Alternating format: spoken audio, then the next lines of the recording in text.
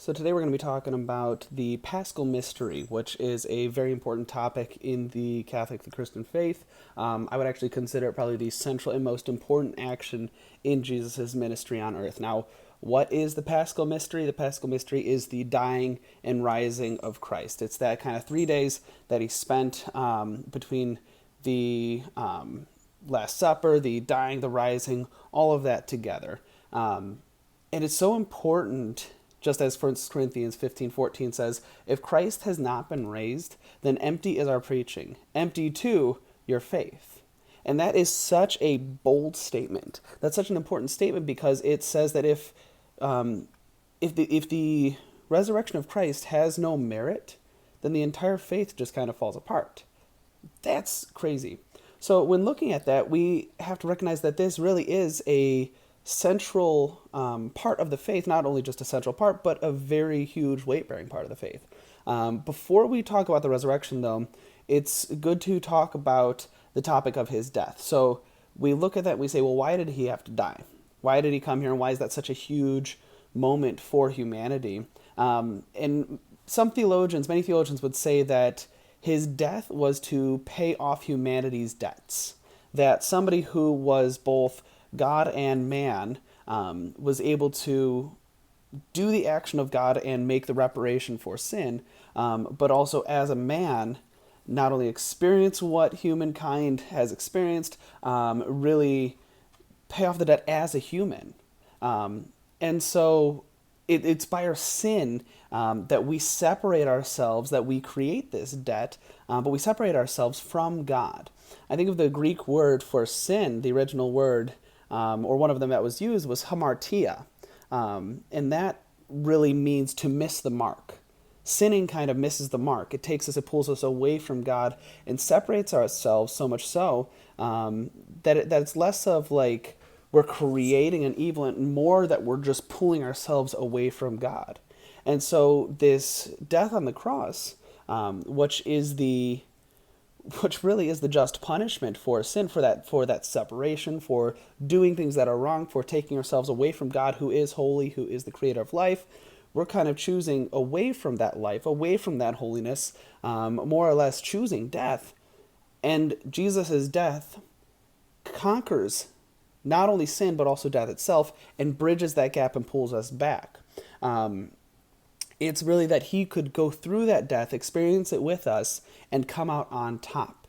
If you've ever seen the Chronicles of Narnia, The Lion, the Witch, and the Wardrobe, Aslan is a representation of Christ, and just as he died on the stone table, he's the innocent one who died to make reparation for us, who are the guilty ones, who are dying as well. So it's that the innocent one can pay that debt that could never be paid by ourselves. None of us are powerful enough to conquer death or sin. None of us ourselves are worthy enough to do something of that sort, but somebody who we believe is God, who is able to come down, take on that burden for us, and really, like I said, bridge that gap, pay off that debt, but do it as a human, as one of us, so that we can share in that heavenly glory with him. And so that kind of leads us towards the resurrection. Like I said, that claim about it that I made at the beginning is a huge one. And it's one that comes with so many good things. When you look at the resurrection, it looks at just this glory. When they talk about Jesus resurrected in the Bible, it's an account of him more or less being more real than what is here on earth. That his resurrected body, that his glory is so real and so amazing that the walls would bend around him, that he could walk through locked doors, that he was just shining at moments. So there's like this beauty that comes with it. There's this glorification that comes with it. But like I said, it's such a huge claim. It's such an important one. So what kind of evidence do we see that supports it? The first one that we see is kind of the biblical witness accounts. 1 Corinthians 15:3-8. It's written by Paul, and that's an important one. I'll get to that in a second. But Paul writes, "For I handed on to you as of first importance what I, in turn, had received, that Christ died for our sins in accordance with the Scriptures, and that he was buried, and that he was raised on the third day in accordance with the Scriptures, and that he appeared to Cephas, Peter, then to the 12. Then he appeared to more than 500 brothers and sisters at one time, most of whom are still alive, though some have died. Then he appeared to James, then to all the apostles. Last of all, as to one ultimately born, he appeared also to me. When you look at the figurehead of Paul, he's such an interesting figure because he was somebody who was going to persecute Christians. He was on his way to go persecute Christians when he himself was converted. And he speaks about that experience and talks about hearing Jesus, seeing Jesus in a very real way. It's not that he was just this memory of him, but that it was a real, this person is in front of him, this person is speaking to him. And to find that from somebody who is such an unbeliever, somebody who's going to go against it, is such an interesting claim. And you see that many times.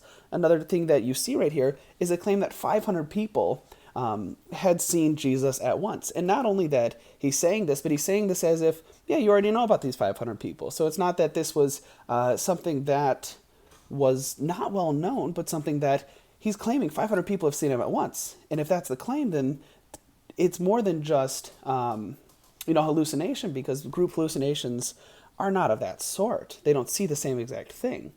So again, you see these witness claims, but you also see the apostles. And that's a huge one as well, because not only do we see the apostles preaching this Jesus who comes to them, you also see them living it out in a very real way up until their deaths.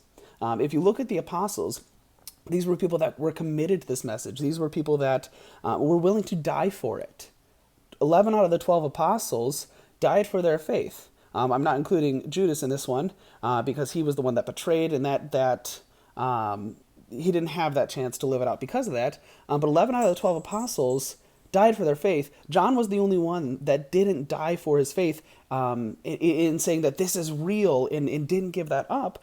And yet still John was tortured. John was exiled for this as well, and yet he still held to it. The strength with which these apostles held to that belief, that conviction that they had, really means that they believed in it wholeheartedly. And they had something that was able to convince them to live it out in a very real way. I mean, if we think of this as something just as such a hoax, or somebody that was just a person that did some good things and died, you wouldn't see this huge conviction, or it would be tough to see this conviction. So, that's something that points towards they believed it in a very real way, and were firsthand able to experience something that pushed them towards this. And the last thing or the two things, actually there's two more that I want to mention. One is the fact that this religion, this faith that has been surrounded by Jesus, that has had this consistent teaching about his resurrection and about his saving act, has persisted over a couple thousand years. The fact that it is still alive and has really a consistent belief system is, something that points towards its evidence of there might be something here. The final thing that I'll talk about is the incorruptibles. It's a really cool name given to a group of saints who, after they've died, their bodies have remained incorrupt, or at least very, very slowly decaying. I mean, like hundreds of years without decay.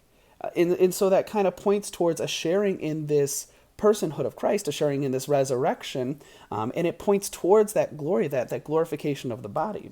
We see this in a number of saints. Look up the incorruptibles. It's a very cool thing, and we still see them today, but it's one of those where we see this miraculous happenings. We see things still occurring, not just 2,000 years ago, but still today. So when you look at all of this, I want to recognize the fact that we cannot prove nor disprove 100% this event. It's something that is a matter of faith. Just as with anything of religion, of faith, it is a matter of faith. However, you look at some of this, where's the logical consistencies? Where is, that consistent happenings?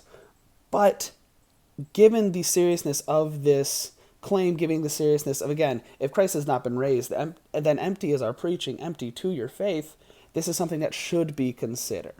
And so I'm going to end with that concept response question for you guys, asking, what is the Paschal Mystery and why is it important to the Christian faith and to the Christian believer. And the Paschal Mystery, for a hint, is something I said towards the beginning. But what is the Paschal Mystery? Why is it important to the Christian faith and to the Christian believer?